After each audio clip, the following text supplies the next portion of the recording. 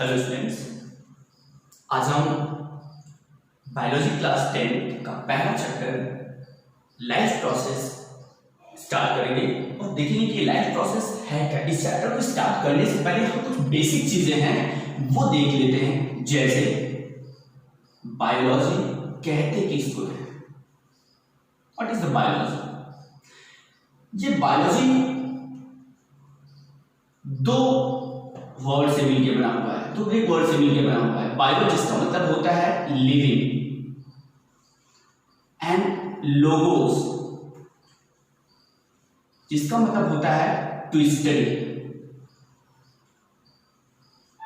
It means to study of living organism.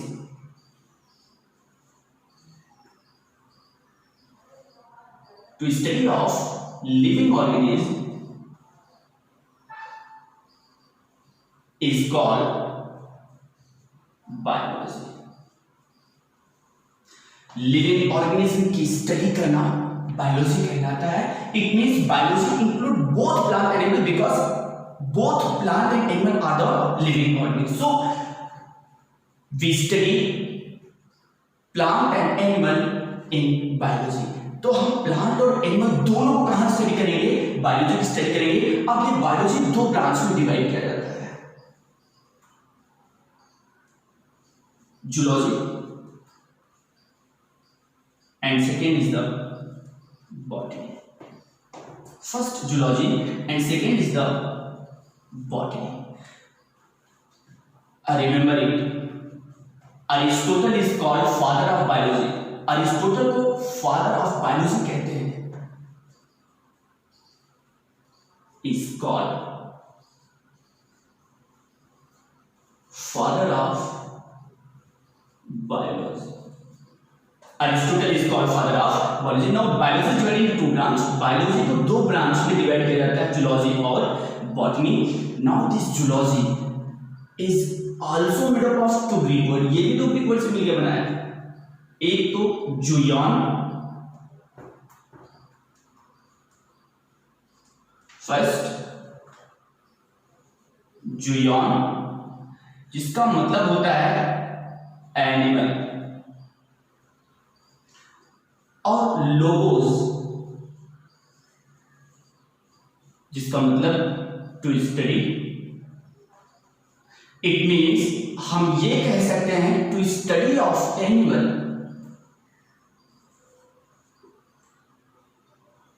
टू study of animal is called zoology. Father of zoology कौन है? Aristotle को father of zoology भी कहा जाता है। तो याद रखना है, Aristotle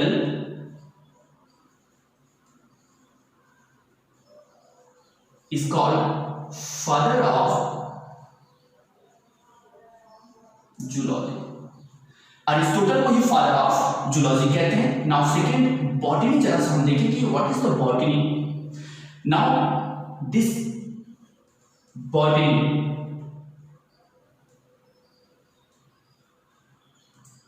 to study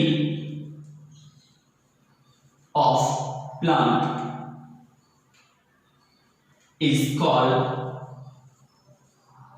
botany. Plant की स्टडी करना बॉटनी कहलाता है। इसमें हम प्लांट की स्टडी करते हैं। Theophrastus is called father of botany. Theophrastus को हम क्या कहते हैं? फादर ऑफ बॉटनी कहते हैं। अब क्योंकि हम बायोलॉजी में प्लांट और एनिमल दोनों की स्टडी करते हैं, क्यों करते हैं? Because both are the living organism and biology is the study of living organism. Biology living organism की स्टडी को ही तो कहते हैं, और प्लांट और एनिमल दोनों लिविंग में आ रहे हैं। तो अब सवाल यह है कि व्हाट इज द लिविंग। हम कैसे डिफरेंशिएट करेंगे कि लिविंग क्या है, नॉन लिविंग क्या है? तो पहले जरा हम देख लेते हैं कि what is living and what is non living. So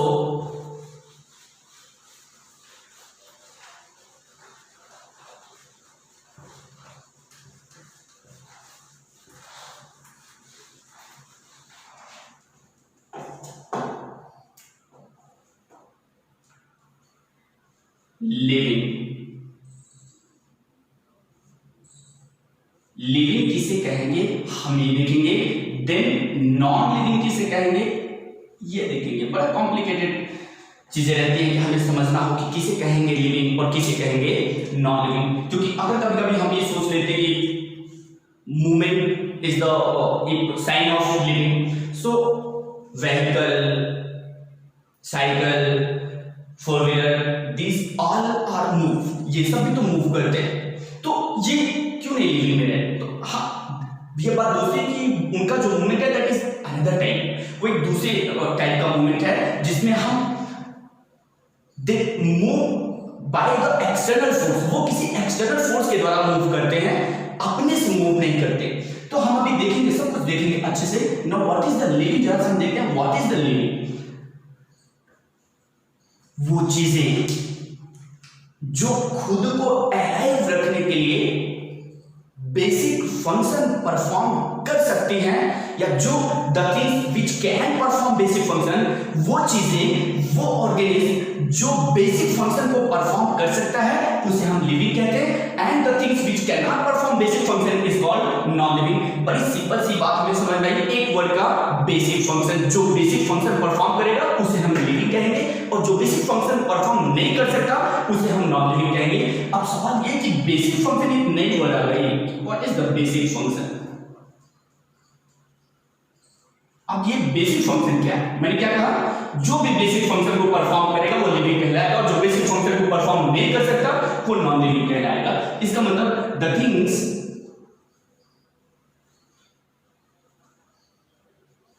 which can perform basic function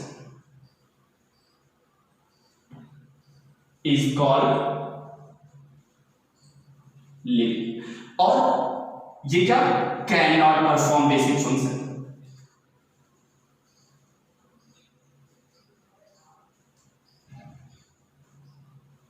ये बेसिक फंक्शन, जो बेसिक फंक्शन को परफॉर्म नहीं कर सकता उसे हम क्या कहेंगे, नॉन लिविंग कहेंगे। अब एक वर्ड आया यहाँ पे बेसिक फंक्शन, ये बेसिक फंक्शन, यहाँ पे वर्ड आया बेसिक फंक्शन। अब ये बेसिक फंक्शन क्या चीज है, जब से हम देखेंगे कि ये बेसिक फंक्शन क्या है, देन हम इस बेसिक फंक्शन से पहुंचेंगे किस पर, लाइफ प्रोसेस पे हम पहुंचेंगे। लेकिन देखिए जब से बेसिक फंक्शन है क्या, हम बहुत सारे प्रोसेस को, बहुत सारे बायोकेमिकल रिएक्शन को परफॉर्म करते हैं, बहुत सारे वाइटल एक्टिविटी परफॉर्म करते हैं खुद को अलाइव रखने के लिए, खुद को जिंदा रखने के लिए बहुत सारे प्रोसेस, बहुत सारे वाइटल एक्टिविटी हम परफॉर्म करते हैं। जैसे आप देखिए, हम न्यूट्रिशन लेते हैं, हम फूड खाते हैं, हम फूड लेते हैं खुद को अलाइव रखने के लिए, because we obtain energy from that food by the process of respiration. हम रेस्पिरेशन के द्वारा फूड से एनर्जी ऑब्टेन करते हैं और उस एनर्जी का यूटिलाइजेशन करते हैं अपनी सारी मेटाबॉलिक एक्टिविटी को परफॉर्म करने के लिए। अब इसका मतलब हम खुद को अलाइव रखने के लिए, खुद को जिंदा रखने के लिए रेस्पिरेशन कर रहे हैं, हम खुद को जिंदा रखने के लिए न्यूट्रिशन ले रहे हैं, मतलब फूड ले रहे हैं। हम खुद को अलाइव रखने के लिए जो बॉडी में वेस्ट मटेरियल बनेगा, क्योंकि डाइजेशन में हम फूड को इंटेक करते हैं, यूटिलाइज करेंगे, some part of the food remains undigested, food का कुछ भाग अनडाइजेस्टेड रह जाएगा। now that undigested food is removed from body to outside, and some waste material which is toxic like urea, it is also formed in our body in urea cycle। urea cycle में हम जब पढ़ेंगे, respiration पढ़ेंगे तो वहां हम देखेंगे, है ना, सारी चीजें हम देखेंगे। हमारे बॉडी में क्योंकि न्यूट्रिशन जब लेते हैं तो फूड इंटेक करते हैं, फूड को लेते हैं, फूड का डाइजेशन होता है, बट फूड का कुछ भाग अनडाइजेस्टेड रह जाता है, उस अनडाइजेस्टेड फूड को हमें रिमूव करना रहता है। वेस्ट मटेरियल भी बनता है हमारी बॉडी में, जैसे यूरिया। अब उस यूरिया को हमें बॉडी से बाहर निकालना, because it is very toxic, क्योंकि बहुत टॉक्सिक है। अगर नहीं निकालेंगे then we can not survive, हम सर्वाइव नहीं कर सकते। तो हम अब खुद को अलाइव रखने के लिए उस यूरिया को बाहर निकालेंगे, हम वेस्ट मटेरियल को, अनडाइजेस्टेड फूड को बाहर निकालेंगे, मतलब एक्सक्रेशन कर रहे हैं। What is the excretion?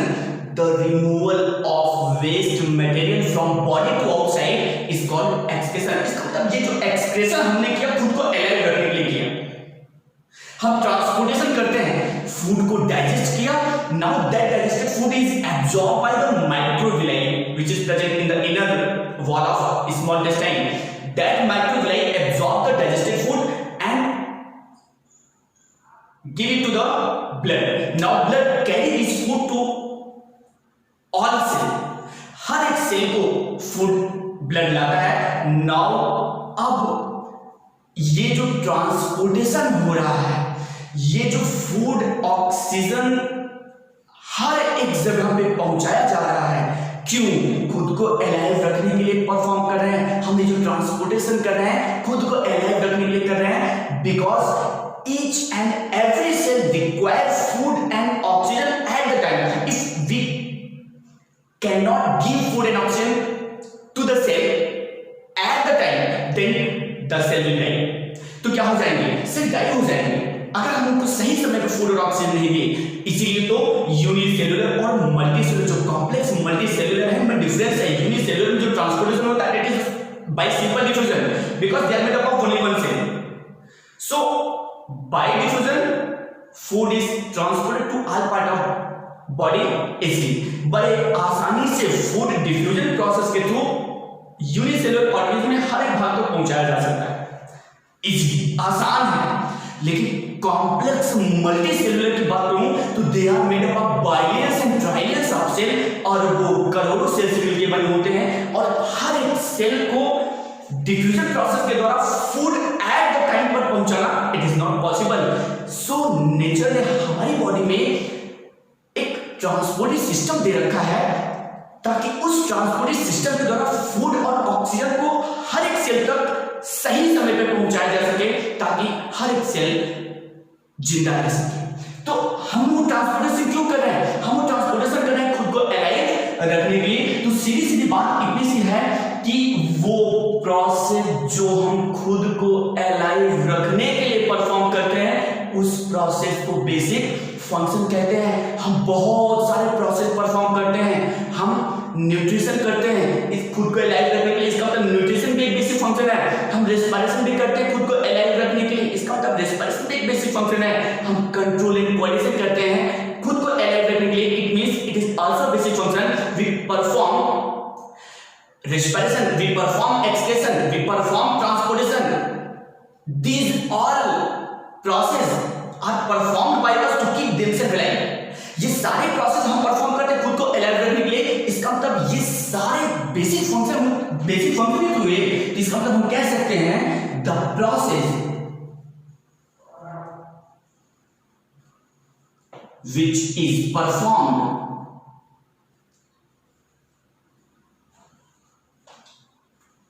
by organism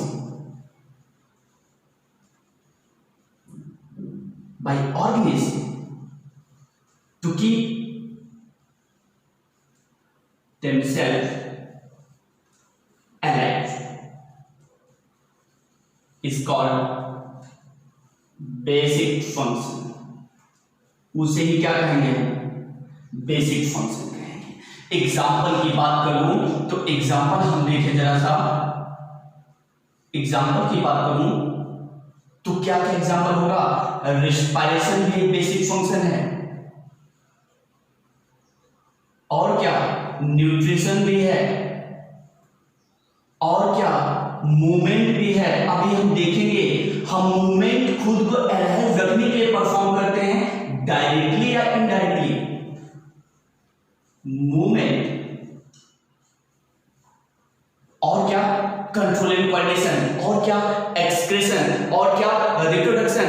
ये सब हम ट्रांसपोर्टेशन, ये सब हम खुद को अलाइव रखने के लिए परफॉर्म करते हैं। इसका मतलब ये सब बेसिक फंक्शन में आएंगे। रेस्पिरेशन भी एक बेसिक फंक्शन है, न्यूट्रिशन भी एक बेसिक फंक्शन है, मूवमेंट भी एक बेसिक फंक्शन है, ट्रांसपोर्टेशन भी एक बेसिक फंक्शन है, एक्सक्रेशन भी एक बेसिक फंक्शन है, कंट्रोल एंड कोऑर्डिनेशन भी एक बेसिक फंक्शन है। इसका मतलब ये सारे प्रोसेस हम खुद को अलाइव रखने के लिए परफॉर्म करते हैं। So these functions are called basic function. मैं डिफरेंस इज बेसिक फंक्शन और लाइव प्रोसेसेस में बात कर रहा हूं। बेसिक फंक्शन किसी पर्टिकुलर फंक्शन को बात कर रहे हैं हम, बेसिक फंक्शन हमने लिखा है, इसका मतलब हम किसी पर्टिकुलर प्रोसेस के बारे में बात कर रहे हैं। जैसे मैंने कहा रेस्पिरेशन एक बेसिक फंक्शन है, न्यूट्रिशन एक बेसिक फंक्शन है, कंट्रोल एंड कोऑर्डिनेशन एक बेसिक फंक्शन है, ट्रांसपोर्टेशन एक बेसिक फंक्शन है, एक्सप्रेशन एक बेसिक फंक्शन है। इन सारे बेसिक फंक्शन को एक साथ कलेक्टिवली हम लाइफ प्रोसेस कहते हैं। इसका मतलब हम ये कह सकते हैं all basic function which is performed by living organism are collectively called life processes। सारे बेसिक फंक्शन, ये जितने बेसिक फंक्शन हैं, इन सारे बेसिक फंक्शन को कलेक्टिवली लाइफ प्रोसेस कहते हैं। तो हम कह सकते हैं what is the life process? All the basic function which is performed by living organism to keep themselves alive are collectively called life processes।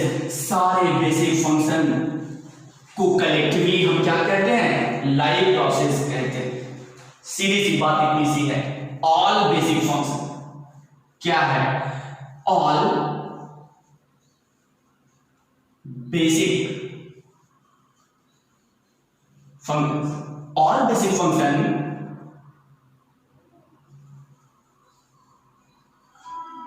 performed by organism। सारे basic function किसमें आएंगे? लाइफ प्रोसेसेस में आएंगे। all basic function performed by organism to keep themselves alive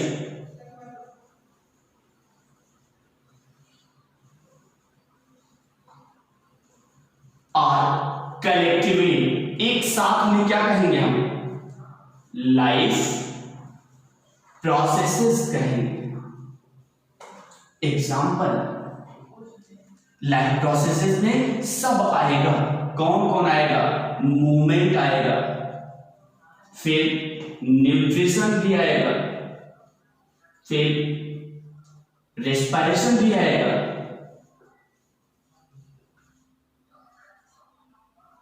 respiration भी आएगा, transportation,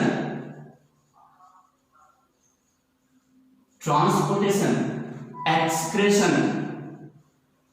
control and coordination, reproduction, है ना, life cycle, growth, मतलब बहुत सारे हैं। ये सब किस में आएंगे? लाइफ प्रोसेस में आएंगे, एक्सेट्रा हम लगा लेते हैं लाइफ प्रोसेस में। इस चैप्टर में हमें इतने ही लाइफ प्रोसेस, इतने ही बेसिक फंक्शन पढ़ने हैं लाइफ प्रोसेस में। किसको पढ़ना है? मूवमेंट को पढ़ना है, न्यूट्रिशन को पढ़ना है, रेस्पिरेशन को पढ़ना है, ट्रांसपोर्टेशन को पढ़ना है, एक्सप्रेशन को पढ़ना है। इतने ही नहीं है, मैंने कहा ना और भी ढेर सारे बेसिक फंक्शन हैं। कौन कौन से? आप देखोगे कंट्रोल एंड कोऑर्डिनेशन भी तो है, कंट्रोल एंड कोऑर्डिनेशन भी है, control and coordination, life cycle, growth, reproduction, बहुत सारे किसमें आएंगे? सब लाइफ प्रोसेस में। ये भी बेसिक फंक्शन है, ये से भी किसमें आएंगे? लाइफ प्रोसेस में आएंगे। लेकिन हमें इस चैप्टर में क्या क्या पढ़ना है? सिर्फ यही के बेसिक फंक्शन पढ़ने हैं, movement, nutrition, respiration, transportation and excretion. सो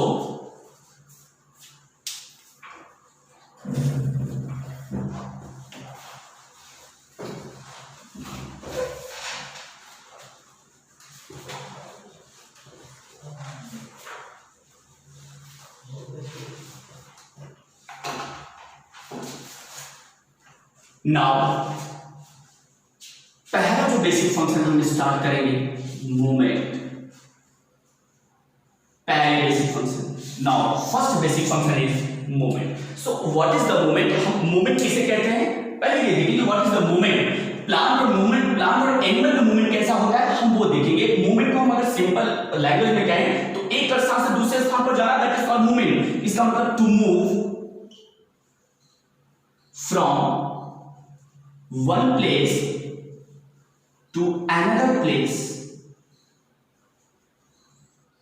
इसी को क्या कहेंगे? मूवमेंट कहेंगे। यही तो कहते हैं हम, मूवमेंट पे यही तो कहते हैं ना, एक स्थान से दूसरे स्थान पर जाते हैं। तो एक स्थान से दूसरे स्थान पर जाना मूवमेंट कहलाता है। Movement is the most important sign of the living organism.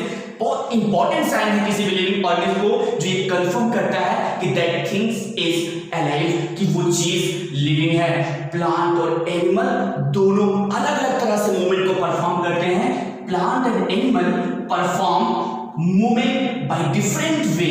Plant और एनिमल अलग तरह से मूवमेंट को परफॉर्म करते हैं। Movement in plant is called curvature. Plant movement को हम क्या कहते हैं? कर्वेचर कहते हैं।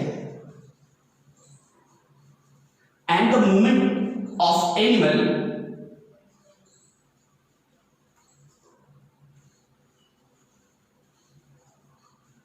हम लोकोमोशन कहते हैं। अब ये है क्या? मैंने कहा plant and animal perform movement by differently. Plant और एनिमल अलग अलग तरह से मूवमेंट परफॉर्म करते हैं।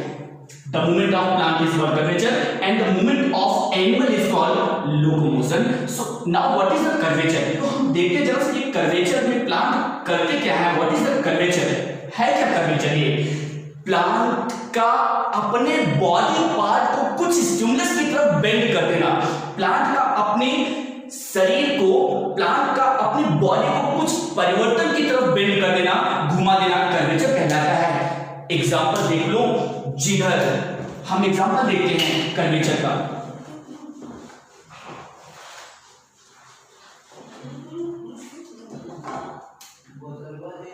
कर्वेचर के बारे में बात कर रहे थे, हमने आपको कर्वेचर बताया क्या? The bending of body part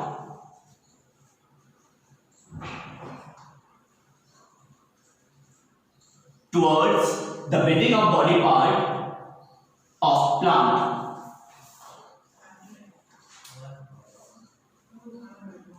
towards some stimulus is called curvature। क्या कहेंगे इसे? कर्वेचर कहेंगे। मतलब प्लांट का किसी स्टिमुलस की तरफ, किसी परिवर्तन की तरफ बेंड कर देना, प्लांट का अपने बॉडी पार्ट को कुछ परिवर्तन की तरफ, कुछ स्टिमुलस की तरफ घुमा देना क्या कहलाता है? कर्वेचर कहलाता है। जैसे ये स्टिमुलस क्या है, आप इसे परिवर्तन समझ लो। क्या समझ लो? चेंजिंग समझ लो। एटमॉस्फेयर में होने वाले परिवर्तन को ही हम स्टिमुलस कहते हैं। एटमॉस्फेयर में जो भी परिवर्तन हो जाए, हमारे सराउंडिंग में जो भी परिवर्तन हो जाए, टेम्परेचर रेज कर जाए, टेम्परेचर कम हो जाए, ये भी तो एक तरह का परिवर्तन है। तो ये भी क्या है? स्टिमुलस में आएगा। मतलब हमारे एटमॉस्फेयर में, हमारे सराउंडिंग में जो भी परिवर्तन होगा वो सब किस में आएगा? स्टिमुलस में आएगा। तो प्लांट का कुछ स्टिमुलस की तरफ अपने बॉडी को घुमा देना, दैट इज कॉल्ड कर्वेचर। क्यों? प्लांट तो मूव नहीं कर सकते ना। Why they cannot move? Because they are fixed in the soil by their root, so they cannot move from one place to another place.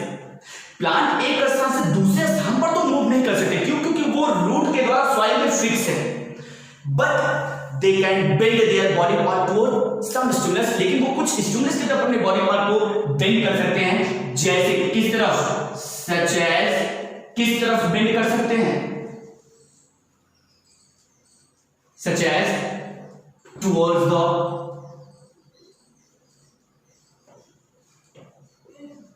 water, sunlight, gravity। किसकी तरफ? Water की तरफ बेंड कर देते हैं अपनी बॉडी को, सनलाइट की तरफ बेंड कर देते हैं, ग्रेविटी की तरफ बेंड कर देते हैं। जिधर वाटर की अवेलेबिलिटी ज्यादा होगी, प्लांट अपने रूट को उधर बेंड कर देगा। जिधर सनलाइट की अवेलेबिलिटी ज्यादा होगी, प्लांट अपने स्टेम को उधर बेंड कर देगा। ग्रेविटी जिधर लगेगा, प्लांट अपने रूट को उधर बेंड कर देगा। एग्जांपल अगर हम देख लें, सपोज अगर हमने प्लांट लिया, सपोज हमने प्लांट लिया, हमने प्लांट लिया,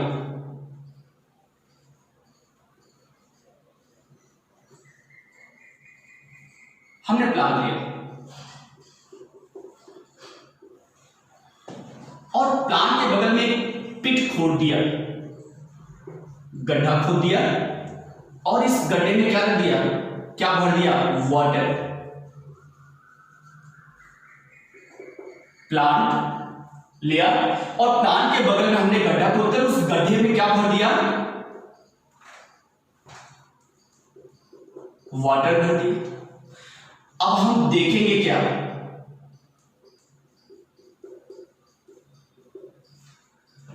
इधर की तुलना में, इस तरफ की तुलना में वाटर की अवेलेबिलिटी इधर ज्यादा है। क्यों? क्योंकि हमने गड्ढा खोदकर उसमें वाटर फिल कर रखा है, पानी भर रखा है। इसका मतलब इस रीजन की तुलना में डाउनवर्ड, इस स्टेट डाउनवर्ड की तुलना में, स्टेट डाउन की तुलना में इस साइड में वाटर की अवेलेबिलिटी ज्यादा है। तो प्लांट करेगा क्या? क्योंकि वाटर की अवेलेबिलिटी इस तरफ ज्यादा है, मैंने कहा जिस तरफ वाटर की अवेलेबिलिटी ज्यादा होगा प्लांट अपने रूट को उधर घुमा देगा। और यही तो है कर्वेचर। देखिए ये वाटर की, हमने ये गड्ढा खोदकर पानी इधर भर रखा था और प्लांट ने किया क्या, प्लांट ने अपने रूट को बेंड कर दिया। Root bend towards the availability of water. जिधर पानी की अवेलेबिलिटी ज्यादा है, इधर पानी की उपलब्धता ज्यादा है, प्लांट अपने रूट को उधर बेंड कर दिया। जो ये क्या कर रहा है, availability of water and show curvature. और किसको शो कर रहा है? कर्वेचर को शो कर रहा है। एक बात याद रखना, ट्रॉपिक मूवमेंट हम एक टर्म यूज करते हैं, the bending of body part toward the stimulus is called tropic movement. फिर से बात सुनिए, मैंने कहा क्या, क्योंकि इसको एक स्पेसिफिक टर्म देंगे। अगर प्लांट सनलाइट की तरफ अपनी स्टेम को बेंड कर दे रहा है तो सिंपली हम कहेंगे कर्वेचर है। लेकिन कर्वेचर में भी एक स्पेसिफिक टर्म हम यूज करते हैं, फोटोट्रॉपिक मूवमेंट। यहां रूट, प्लांट अपने रूट को वाटर की तरफ बेंड कर दे रहा है, हम सिंपली कहेंगे कि ये कर्वेचर हो रहा है। लेकिन कर्वेचर में भी हम यहां पर एक स्पेसिफिक टर्म यूज करते हैं जिसे कहते हैं हाइड्रोट्रॉपिक मूवमेंट। मतलब ये कौन सा कर्वेचर हो रहा है? हाइड्रोट्रॉपिक मूवमेंट हो रहा है। ये कौन सा मूवमेंट हो रहा है? प्लांट का वाटर की तरफ बेंड कर जाना, प्लांट के रूट का वाटर की तरफ बेंड करना हाइड्रोट्रॉपिक मूवमेंट कहलाता है। प्लांट के स्टेम का सनलाइट की तरफ बेंड कर जाना फोटोट्रॉपिक मूवमेंट कहलाता है। और प्लांट का ग्रेविटी की तरफ, ग्रेविटी के डायरेक्शन में घूम जाना जियोट्रॉपिक मूवमेंट कहलाता है। तो ये है क्या ट्रॉपिक मूवमेंट? यहां पे हमने आपको बताया क्या है ट्रॉपिक मूवमेंट, द बेंडिंग या मूवमेंट ऑफ, कह लो सीधा सीधा, द मूवमेंट और बेंडिंग ऑफ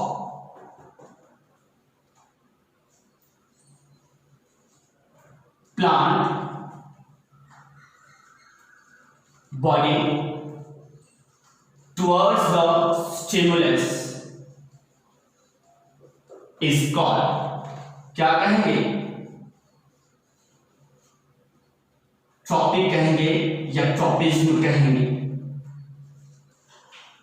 क्या कहेंगे? ट्रॉपिक मूवमेंट कहेंगे या फिर ट्रॉपिज्म कहेंगे? ट्रॉपिक मूवमेंट या ट्रॉपिज्म कहेंगे? अरे चलो ठीक है। तो सीधी सीधी बात क्या है ट्रॉपिक मूवमेंट? ये ट्रॉपिक मूवमेंट ही है। प्लांट अगर अपने बॉडी को या अपने बॉडी पार्ट को किसी स्टिमुलस की तरफ घुमा रहा है तो हम उसे ट्रॉपिक मूवमेंट कहते हैं, और उसी को हम कहते हैं curvature. Tropic movement, curvature is the same thing, confuse नहीं होना है। The bending of body part of plant towards the stimulus is called curvature. It is also called tropic movement. इसी को हम क्या कहते हैं? ट्रॉपिक मूवमेंट कहते हैं। अगर प्लांट वाटर की तरफ बेंड हो जाए तो उसे हाइड्रोट्रॉपिक मूवमेंट कहते हैं। जैसे यहां पे देखो, ये हाइड्रोट्रॉपिक मूवमेंट को शो कर रहा है, हाइड्रोट्रॉपिक मूवमेंट को शो कर रहा है।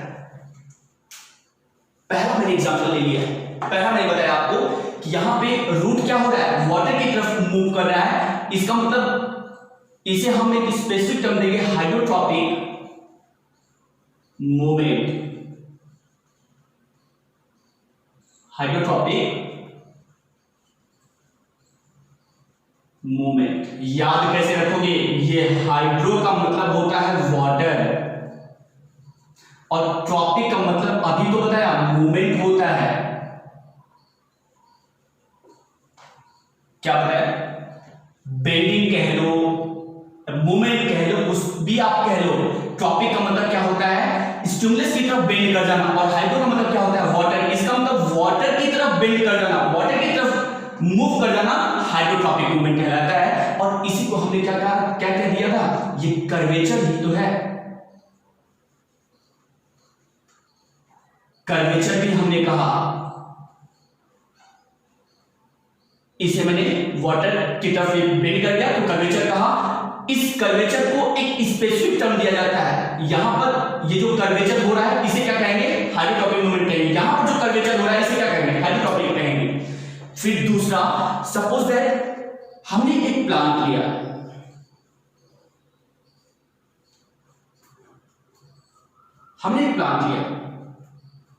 सॉइल, लीफ,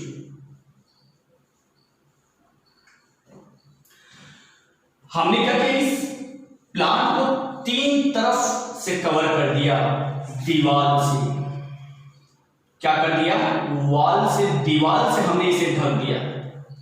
अब जब दीवार से हमने तीन तरफ से ढक दिया तो मान लो ये सन है। क्या है? सन है। इधर से लाइट आएगी क्या? नहीं आएगी। मान लो अगर सन इधर भी आया होगा तो क्या इधर सनलाइट जाएगी? नहीं जाएगी। इधर से तो सवाल ही नहीं होता। अब बचता एक तरफ है, जब सन इधर आएगा तो सनलाइट, जब सन यहां से इधर आएगा तो सनलाइट प्लांट को इस डायरेक्शन से मिलेगा। अब क्योंकि इस तीन डायरेक्शन से प्लांट को सनलाइट नहीं मिल रही है, इस डायरेक्शन से प्लांट को सनलाइट मिल रही है, इस डायरेक्शन में सनलाइट की अवेलेबिलिटी ज्यादा है, तो प्लांट करेगा क्या? प्लांट अपने स्टेम को, अपने बॉडी पार्ट को इसी तरफ घुमा देगा, इस डायरेक्शन की तरफ जिधर सनलाइट की अवेलेबिलिटी ज्यादा है।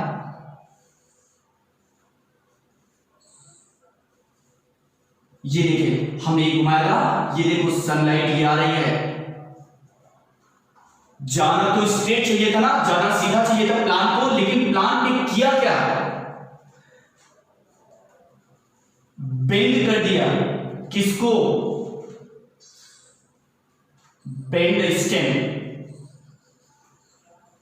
Towards sunlight. अपने स्टेम को प्लांट क्या कर रहा है? सनलाइट की तरफ बेंड कर दे रहा है। Plant bend there stem, plant bend there stem towards sunlight. अब ये प्लांट क्या कर रहा है? अपने स्टेम को सनलाइट की तरफ बेंड कर दे रहा है, घुमा दे रहा है, और इसे ही क्या कहेंगे? कर्वेचर है। क्या है? Curvature.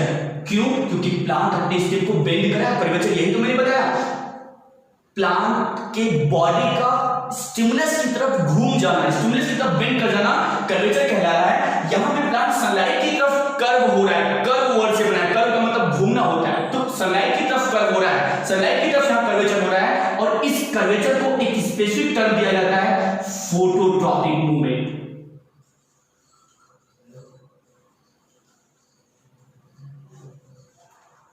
Here the curvature which occurs towards the sunlight, क्या कहेंगे इसे? यहां पे जो कर्वेचर सनलाइट की तरफ हो रहा है, कर्वेचर का मतलब बेंडिंग होगा, घूमना होगा, तो यहां पे जो कर्वेचर हो रहा है सनलाइट की तरफ, उस कर्वेचर को क्या कहेंगे? फोटोट्रॉपिक मूवमेंट कहेंगे। यहां पे जो कर्वेचर वाटर की तरफ हो रहा है, यहां पे जो कर्वेचर पानी की तरफ हो रहा है, यहां पे जो रूट का घुमाव पानी की तरफ हो रहा है, उसे हमने क्या कहा था? हाइड्रोट्रॉपिक मूवमेंट कह दिया था। तीसरी एग्जांपल देख लेते हैं जरा सा।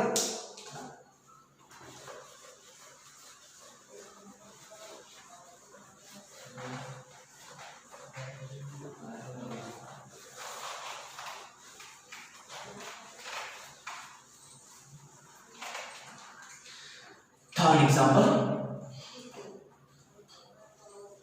प्लांट के कर्वेचर का तीसरा एग्जांपल। सपोज दैट हमने प्लांट लिया और उस प्लांट को हमने क्या कर दिया? इन्वर्ट कर दिया, उल्टा कर दिया। क्या कर दिया? इन्वर्ट कर दिया।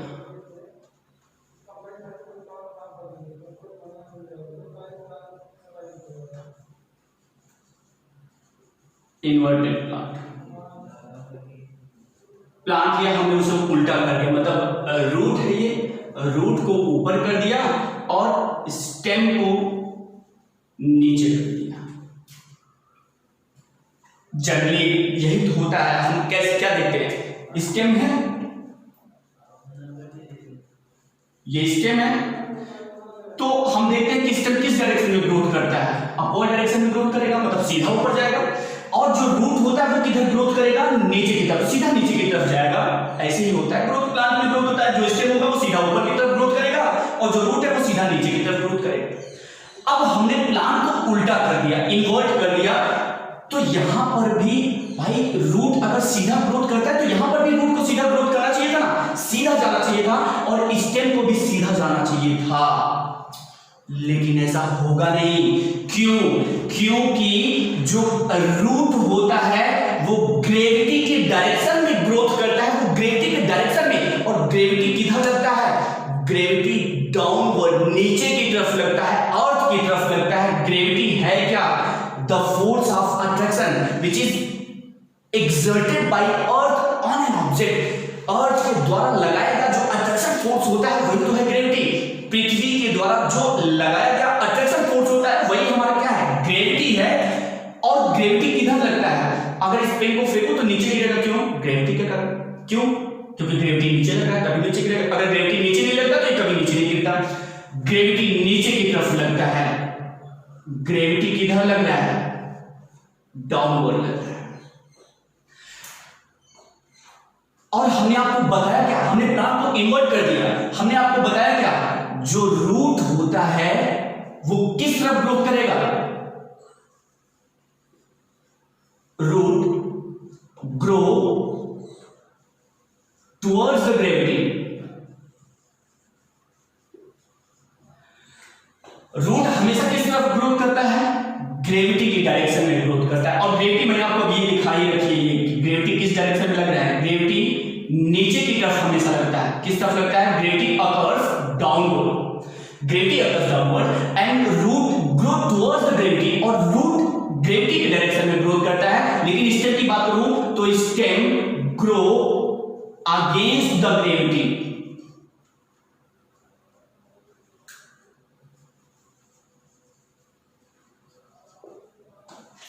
जो स्टेम होता है वो ग्रेविटी के अपोजिट में, ग्रेविटी के विरुद्ध में ग्रोथ करता है।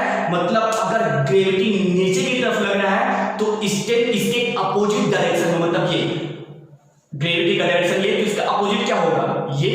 तो इसका मतलब स्टेम ग्रेविटी के अपोजिट, ग्रेविटी के अगेंस्ट ग्रो करेगा तो होगा क्या, आप कुछ दिन तक, after some time, after few day, कुछ दिन भी आप इसे छोड़ दो ऐसे ही, तो आप देखोगे ये जो प्लांट हमने लिया था, रूट को सीधा ग्रोथ करना चाहिए था, स्टेम को सीधा नीचे की तरफ ग्रोथ करना चाहिए था, लेकिन ऐसा होगा नहीं। आप देखोगे ये रूट बेंड कर जाएगा किधर, नीचे की तरफ, और स्टेम घूम जाएगा किधर, ऊपर की तरफ। ये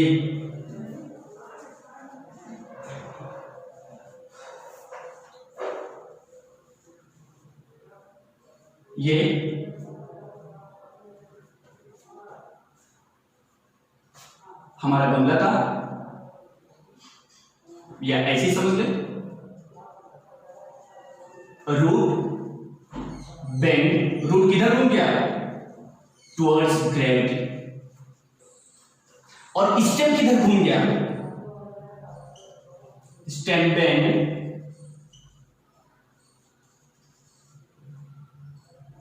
अगेंस्ट द ग्रेविटी।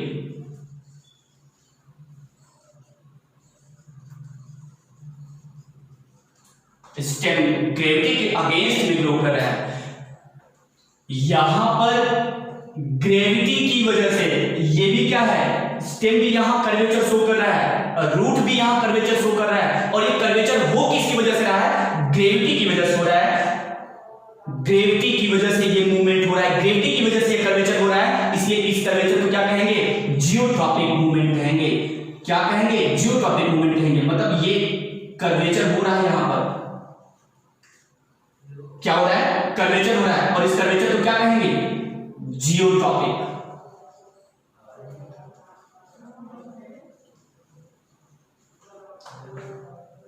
ऐसा कर्वेचर जो ग्रेविटी की तरफ, जो ग्रेविटी की वजह से, ग्रेविटी की तरफ नहीं, द कर्वेचर और the movement which occurs by the gravity, ऐसा मूवमेंट या ऐसा कर्वेचर जो ग्रेविटी की वजह से हो, that is called geotropic movement या जियोट्रॉपिज्म भी कहते हैं। Remember it. तो प्लांट का मूवमेंट कर्वेचर कहलाता है, जिसमें प्लांट अपने बॉडी को कुछ स्टिमुलस की तरफ बेंड कर देता है, जैसे सनलाइट की तरफ बेंड कर देता है, जैसे वाटर की तरफ बेंड कर देता है, जैसे ग्रेविटी की तरफ बेंड कर देता है। If plant bend their body part towards the water, then that curvature is called hydrotropism.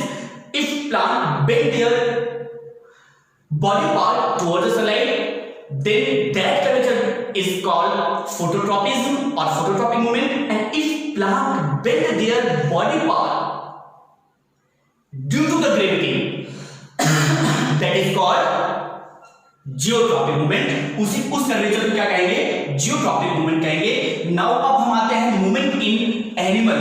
तो हमने कहा एनिमल के मूवमेंट को लोकोमोशन कहते हैं, प्लांट के मूवमेंट को कर्वेचर कहेंगे, और एनिमल के मूवमेंट को क्या कहते हैं? लोकोमोशन कहते हैं। तो मूवमेंट इन एनिमल,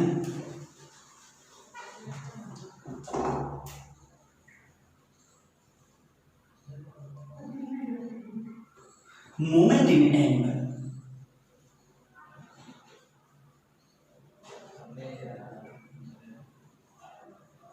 ठीक है। एनिमल में कैसे मूवमेंट होता है? The movement of animal is called locomotion. The movement of animal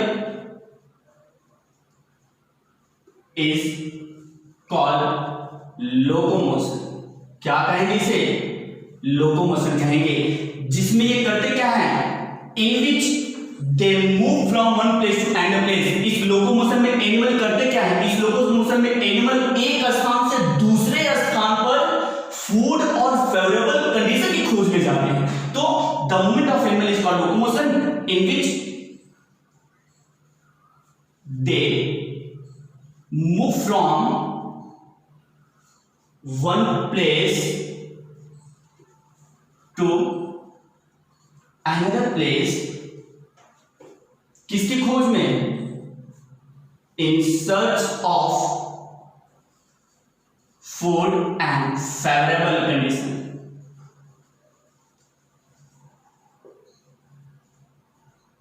food और फेवरेबल कंडीशन की खोज में एनिमल जाते हैं, और एनिमल के मूवमेंट को लोकोमोशन कहते हैं। हमारा मूवमेंट खत्म हुआ। अब मूवमेंट से जुड़े कुछ चीजें हम जरा देख लेते हैं।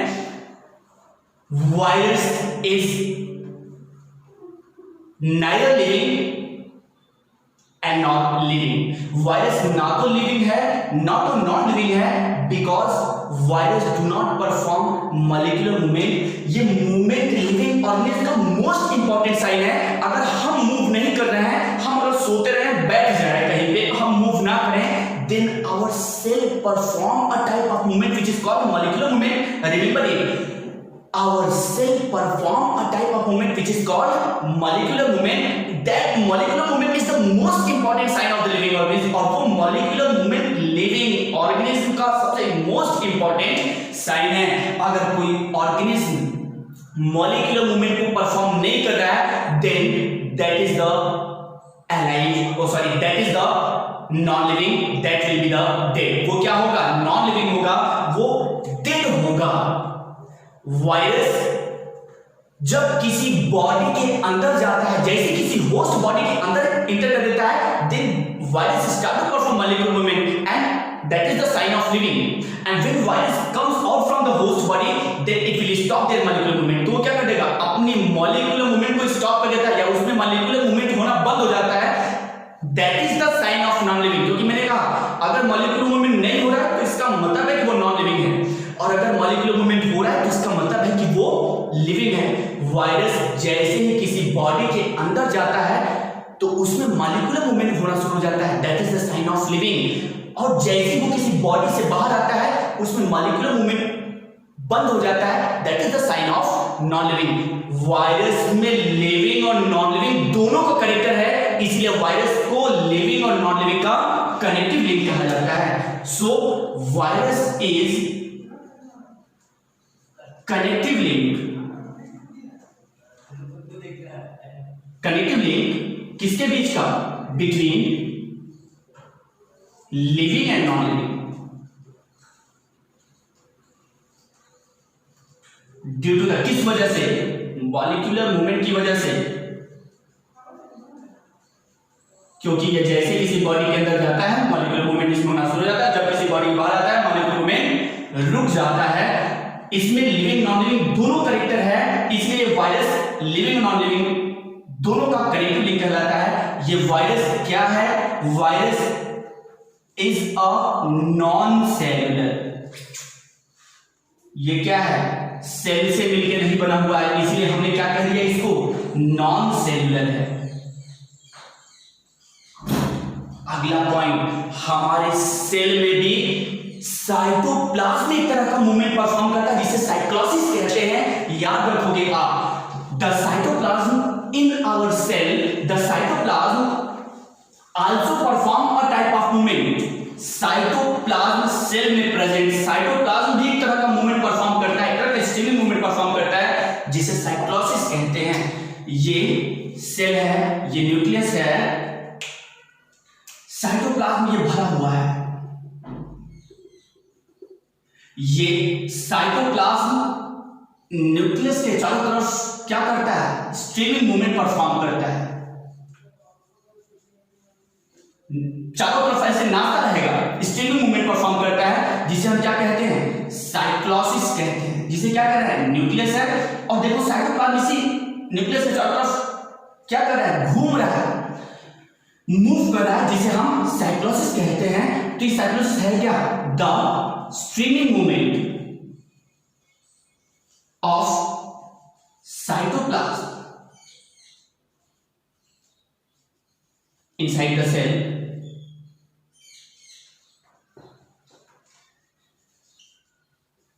is called, क्या कहलाएगा? साइक्लोसिस कहलाता है। क्या इंपॉर्टेंस इसका मिलता है? साइक्लोसिस होता क्यों है साइटोप्लाज्म में? ताकि पूरे सेल में जो सब्सटेंस का डिस्ट्रीब्यूशन हो, जो मटेरियल का डिस्ट्रीब्यूशन हो, यूनिफॉर्मली हो। ये cyclosis help in the distribution of material uniformly. ये साइक्लोसिस मटेरियल को एक समान रूप से हर जगह डिस्ट्रीब्यूट करता है। फिर से सुनिए, ये साइक्लोसिस करता क्या है? ये साइक्लोसिस मटेरियल को हर एक जगह एक समान रूप से डिस्ट्रीब्यूट करता है, हर एक जगह एक समान रूप से मटेरियल को पहुंचाता है। तो आप याद रखोगे इस साइक्लोसिस को।